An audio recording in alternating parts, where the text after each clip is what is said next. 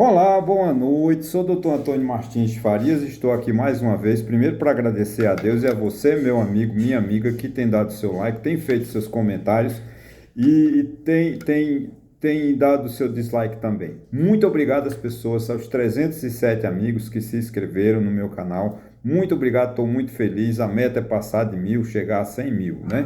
Mas estou muito feliz com você, meu amigo, minha amiga, que está acreditando em mim, que está se inscrevendo no meu canal. Muito obrigado, obrigado a você que visualizou, a você que fez crítica, a você que não gostou dos meus comentários, todo muito obrigado. Em primeiro lugar, eu quero pedir desculpas a vocês que a semana passada, nem na quarta, nem na sexta-feira, eu pude publicar novos vídeos. Em decorrência de um fato que eu cometi uns erros, né? Eu esqueci a senha da conta do meu e-mail, aí a senha, quando ele me pediu a senha e eu digitei 3 vezes errada e que eu esqueci e eu fui suspenso. Eles seguraram minha conta durante uma semana, né? Eu consultei técnicos de informática, mas aqui em Santa Cruz de Caparibe é muito difícil, não achei assim nenhum que me desse socorro, mas de qualquer maneira no domingo eu fui, né, devagarinho e consegui me livrar e consegui ter acesso de novo. Então estou no YouTube, estou no, né, voltando à ativa. E vocês estão vendo aqui atrás, né, um cenário sem os meus livros, né? O fato é que eu estou mudando de endereço e nos primeiros dias de janeiro de 2023, se Deus quiser, o velho painel dos meus livros, das minhas estantes, volta a aparecer. Eu quero dizer o seguinte, que eu deixo aqui do meu lado, né, direito, o meu e-mail, meu telefone, o meu blog. Qual a vantagem do meu blog? A vantagem do meu blog, você lê de segunda a sexta, tem um artigo novo, sempre falando de política, né, para que a gente se mantenha atualizado. E isso é muito importante. Em 3 a 5 minutos, você lê o meu blog, já sai com muita informação. Bom, gente, eu tenho percebido e não estou, vamos dizer assim, me agradando. Quando eu faço um vídeo criticando o presidente Bolsonaro, eu cresço o número de visualizações. Passa 1.000, 1.500. Eu fico feliz? Fico. Mas eu gostaria que as pessoas gostassem dos meus vídeos pelo meu conteúdo, que eu também não faça crítica. Eu não queria somente criticar Bolsonaro. Pena que Bolsonaro não deixa muita margem. Desculpa, é que meu gato me atrapalha. Não deixa mais para a gente falar bem dele, né? Até porque agora a gente pode falar bem de Bolsonaro, porque desde o dia 30 de outubro, que ele está recluso no Palácio da Alvorada, e deve ter hoje são 20, né? Daqui a 11 dias ele sairá do palácio e morará numa mansão em Brasília ou voltará para o Rio de Janeiro. Eu não vou sentir saudade, lamento muito, eu não vou sentir saudade de Bolsonaro. Muito pelo contrário, vou me sentir aliviado, né? Porque a nossa democracia esteve no governo Bolsonaro muito ameaçada. Eu espero que o próximo governo, que eu não concordo com ele, com o PT, eu não sou petista, sempre fui um crítico feroz do presidente, da época do PT no governo, apenas que eu não fazia vídeo, né? Eu faço vídeo só há um ano, em março do ano que vem, que eu vou completar 2 anos. Então eu estou, vamos dizer assim, apto, né, a falar, porque eu nunca fui petista. E eu estou vendo, né, no arranjo da composição, né, do governo Lula, a partir de 2023, as mesmas pessoas, né, é a mesma foto, é a mesma fotografia de um PT ávido por poder, né? E ele tem que encontrar. O Lula está fazendo marabalismo, fazendo esqueci a palavra, mas uma coisa que só o ator no circo faz, né? Ele para encaixar, vamos dizer assim, os seus apadrinhados, né? Você vê, nós estamos com, já segundo se noticia, com 37 ministérios. Espero que ele não faça 40. Você sabe por quê, né? Espero que ele não crie 40 ministérios. A Dilma criou 39, faltou um para completar os 40. E eu estou vendo o seguinte, o Lula pensa que está governando 2003. Gente, 2003 para 2022 são 20 anos. de diferenças. O mundo mudou, a sociedade mudou, o Brasil mudou. Então o Lula precisa, né, ele foi eleito porque ele permitiu, ele quando quis ganhar a campanha, ele se aliou a todo mundo e nós construímos uma frente ampla, né, democrática, né, no sentido de afastarmos, né, do Palácio do Planalto e do Palácio da Alvorada um pensamento político de direita radical, um pensamento político violento, né, o que defende a violência, que defende o fechamento do Congresso, um governo que não respeitava as instituições, um governo que não respeitava o Supremo Tribunal Federal, um governo, enfim, né, o governo Bolsonaro foi um governo da desarmonia, da desconstrução do processo das instituições de Estado. Ele desmoralizou as instituições. Eu não sei qual era o projeto dele, de ficar mais 4 anos, né, desconstruindo. Acho que a gente não aguentava, não suportaria mais ficar 4 anos desconstruindo a forma como o Bolsonaro desconstruiu. Não fez nada pela educação, não fez nada pela indústria, né? As consequências serão provadas, né? Nós sofreremos as consequências 2023, 2024 em seguida. Mas o que eu quero falar não é nem criticar Bolsonaro, até porque eu falei no início que eu fico chateado, porque quando eu critico Bolsonaro, meu número de visualizações aumenta, mas eu não quero. Eu quero que as pessoas gostem dos meus vídeos, independente de eu criticar ou não. O que eu quero hoje, por exemplo, né, essa minha conversa de hoje, é nós tratarmos, né, da decisão que o Supremo Tribunal Federal, né, tomou essa semana, que é o chamado as ADPFs, né, 850, 851, 854 e 1014, né, que pediram, que recorreram ao STF para que acabassem com o orçamento secreto.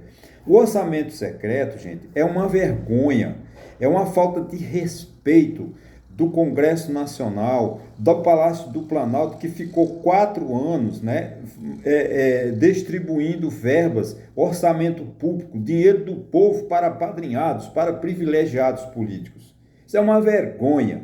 Eu só lamento que o STF levou 4 anos para tomar essa decisão. E também os políticos só ingressaram com a ação no STF há poucos meses. Eu queria que o mesmo PSOL, o próprio PT e todos os partidos de esquerda tivessem em 2019, 2020, né, pedido socorro ao STF para que ele proibisse o orçamento secreto.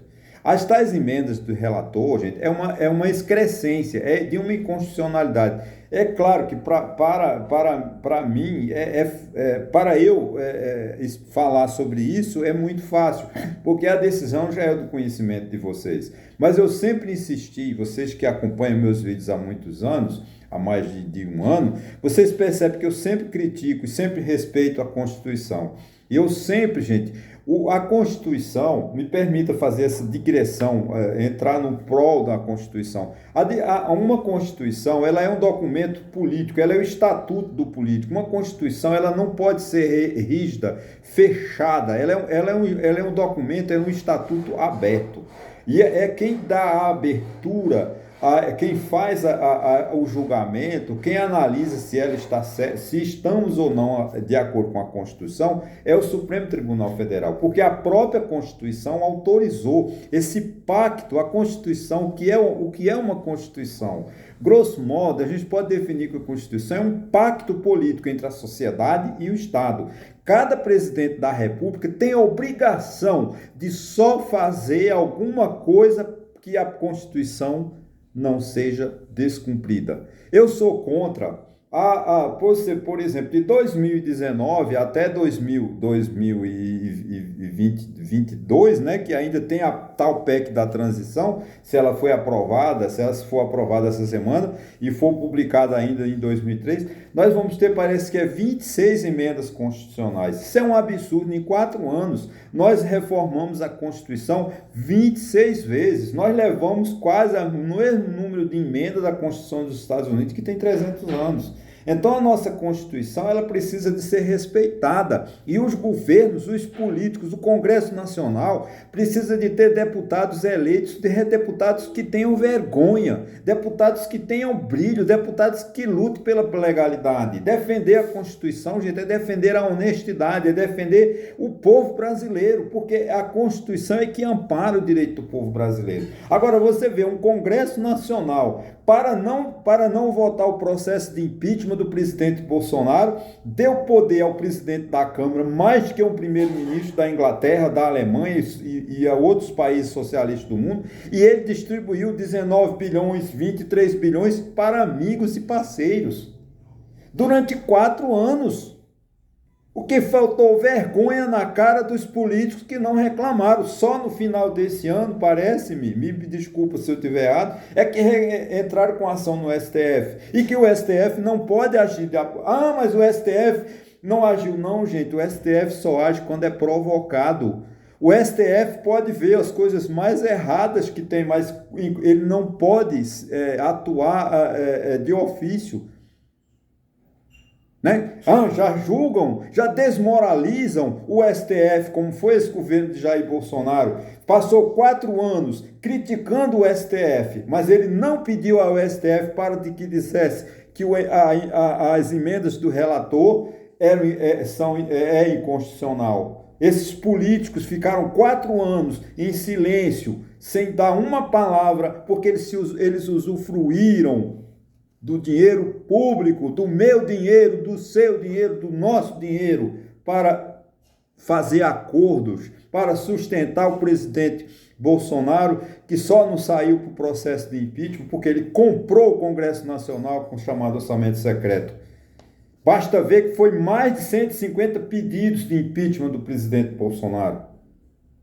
Mas o impeachment é um processo. Sim, ele só não foi lido porque o presidente da Câmara ele estava com 19 bilhões para distribuir para os apadrinhados. Ele, ao ano que vem, 20 bilhões também teria esse poder. Graças a Deus que o Supremo disse que o orçamento secreto é inconstitucional e que eles têm 90 dias, se eu não estou enganado, para mostrar uma relação de quem se beneficiou desse dinheiro. Mas as emendas do relator estão na Constituição, mas foram julgadas inconstitucional pelo STF. Mesmo os ministros que votaram a favor da manutenção das chamadas emendas do relator foram claros, precisa de transparência.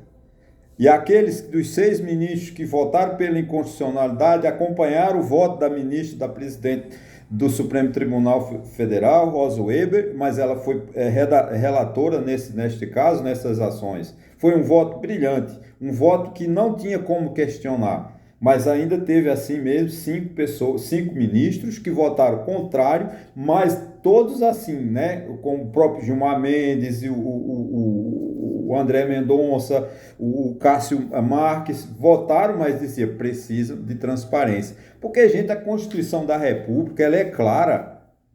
A gente pega o artigo 37 da Constituição e diz lá, vamos lá, vou repetir, eu vou ler aqui o artigo 37, para ver que não há dúvida, a gente não podia permitir isso. Agora, ficaram 4 anos enganando o povo e distribuindo 19 bilhões, 20 bilhões. Gente, isso é um absurdo. Então, por quê? Porque os deputados são irresponsáveis, os senadores são irresponsáveis. Eles não estão lá em Brasília pensando no povo, só estão pensando neles. Você vê agora na abertura, eu quero encerrar, né? Antes de ler o artigo 37 da Constituição, eu quero fazer essa interseção aqui. Eles estão todos, os que estavam com Bolsonaro, já estão negociando com Lula e vão ganhar ministérios e vão continuar durante 4 anos com as mordomias. Tanto é que de 23 ministérios do presidente Bolsonaro já foi para 37. E com certeza vai aumentar. E ainda alteraram de forma estúpida, de forma inconstitucional. Eu espero que alguém que tenha competência de ingressar com ação no STF, ingresse no STF pedindo a inconstitucionalidade dessa alteração que eles fizeram na lei das estatais. Não pode devolver as estatais a apadrinhados políticos. A lei das estatais que dava um prazo de carência de 3 meses, de 3 anos, para que para que os chefes políticos, as pessoas que se envolviam em política, não entrassem para comandar estatais como Petrobras e companhia. Mas não, eles alteraram para 30 dias. Para quê? Para colocar o senhor Aloysio Mercadante, aliado antigo do nosso PT, no Fundo Nacional de Desenvolvimento, no Banco Nacional de Desenvolvimento, BNDES, né? Econômico e Social. Isso é uma vergonha. E a sociedade se cala, a imprensa não grita, mas é uma vergonha você alterar uma lei na véspera do encerramento do processo da legislatura parlamentar, alterando de 3 anos para 30 dias para que o senhor Aloysio Mercadante pudesse assumir o Banco Nacional de Desenvolvimento Econômico e Social e também os grandes apadrinhados políticos que deram apoio ao PT, ao governo de Luiz Inácio Lula da Silva.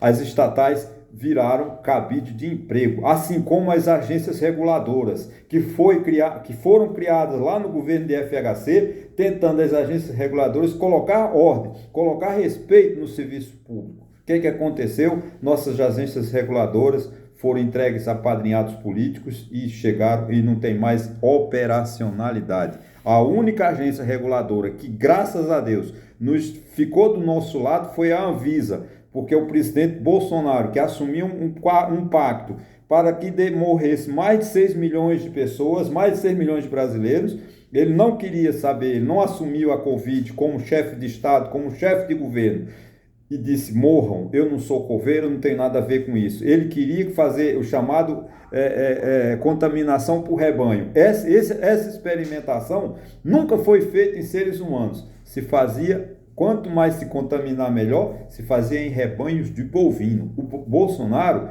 lamentavelmente, tratou o povo brasileiro como gado, para que o povo brasileiro se contaminasse, morresse mais de 6 milhões de pessoas, para que não precisasse gastar com a vacina. Tá? Mas a Anvisa foi uma guerreira. Nós tivemos a Anvisa, né, e o Supremo Tribunal Federal. Nós temos que prestar 2 homenagens. Eu vou encerrar. 2 homenagens nesse país que sustentaram a democracia, o STF e a Anvisa. O STF que sustentou a nossa democracia, porque se dependesse de Jair Bolsonaro, nós estávamos hoje sob uma ditadura. Se dependêssemos de Jair Bolsonaro, mais de 6 milhões de pessoas tinham morrido, porque ele não teve a coragem, ele não teve a vergonha de assumir como chefe de Estado, como chefe de governo, o problema do povo brasileiro, que foi a pandemia Covid-19. E outra coisa, ele inventou essa hipocrisia de não se vacinar. Ele é um mentiroso, porque ele sabe muito bem, desde 1902, a vacinação no Brasil sempre foi obrigatória. Eu quero que alguém me mostre que um dia o Programa Nacional de Vacinação no Brasil, todas as vacinas o processo de vacinação é obrigatório. Está no Estatuto da Criança e do Adolescente. Ele mesmo promulgou uma lei dizendo que a vacinação era obrigatória. E ele induziu o povo brasileiro, ele enganou o povo brasileiro, dizendo que a pessoa tinha que ter liberdade para decidir se queria ou não ser vacinado. Porque ele queria que o povo morresse. Essa é a grande realidade. Então, eu estou revoltado, porque durante 4 anos, nenhum político correu ao STF pedindo essa inconstitucionalidade das emendas do relator. Infelizmente, totalmente inconstitucional, como diz aqui o artigo 37. Não tem como alguém ler o artigo 37 da Constituição e dizer que as emendas do relator, que a distribuição de recursos de 19 bilhões, de 25 bilhões, de 20 bilhões, todos sob o comando do presidente da Câmara, o senhor Arthur Lira, né? É constitucional, pois assim diz o artigo 37 da Constituição, onde ele diz, artigo 37, disposições gerais da administração pública, diga lá, capítulo 7 da administração pública, disposições gerais, na seção 1, a administração pública direta e indireta de qualquer dos poderes da União, dos Estados, do Distrito Federal e dos municípios obedecerá aos princípios da legalidade, ou seja, só pode fazer de acordo, o governo só pode fazer o que a lei permite, né? Princípio da impessoalidade, não pode ser distribuído recursos públicos para o Joaquim, para o Manuel, para que são amigos do rei, ou do presidente da República, ou do presidente da Câmara. Ele tem que distribuir para todos os brasileiros, de forma igual, de forma isonômica. Infelizmente, não foi cumprido essas emendas, elas eram inconstitucionais por isso. Princípio da moralidade, que moralidade tem um chefe de governo, porque o Arthur Lira foi, nesses 4 anos, o primeiro-ministro. Introduziram no Brasil o parlamentarismo. Quem mandou nesse país foi o Arthur Lira, com essas verbas distribuídas para os apadrinhados para que sustentasse o governo Bolsonaro e não voltasse o processo de impeachment. Da publicidade, tudo no Brasil, o ato administrativo, o ato jurídico tem que ser publicado, tem que ser do conhecimento, não pode ter segredo. O nome já dizia orçamento secreto, só pelo apelido já era para ter sido julgado inconstitucional. E ficamos 4 anos com esse absurdo, né? Infelizmente. Da eficiência e também aos seguintes, não vou mais, porque claro que essa emenda do relator é uma emenda estúpida, uma emenda inconstitucional. Graças a Deus que o Supremo Tribunal Federal assim o entendeu. Infelizmente, se nós, o povo brasileiro, não tomar atitude, eles vão encontrar outra forma de passar recursos públicos para continuar comprando o seu poder. Infelizmente, o povo brasileiro vota, mas quem manda no Brasil são os partidos políticos, porque os seus presidentes fazem conchavos, fazem acordo e nada para o povo. Daqui a 4 anos eles voltam novamente a pedir seu voto e você vai votar nos mesmos que se usufruíram de recursos públicos que podiam ser distribuídos para a educação, para a saúde, para o transporte e assim sucessivamente. Gente, tomei muito tempo de vocês, foi um discurso longo, mas vale a pena refletir. Nós estamos no final do ano e a gente precisa de pensar de forma política, de forma onde o povo brasileiro se interesse pela política para fiscalizar. Nós precisamos de ficar atentos. Nesse início de governo do PT em 2023, precisamos ficar atentos e durante o governo do PT, para que não haja essas maledicências, vamos dizer assim, como uma lamentável operação como foi essa, uma das maiores corrupções do nosso país, que foi esse chamado orçamento secreto. Muito obrigado e até a próxima.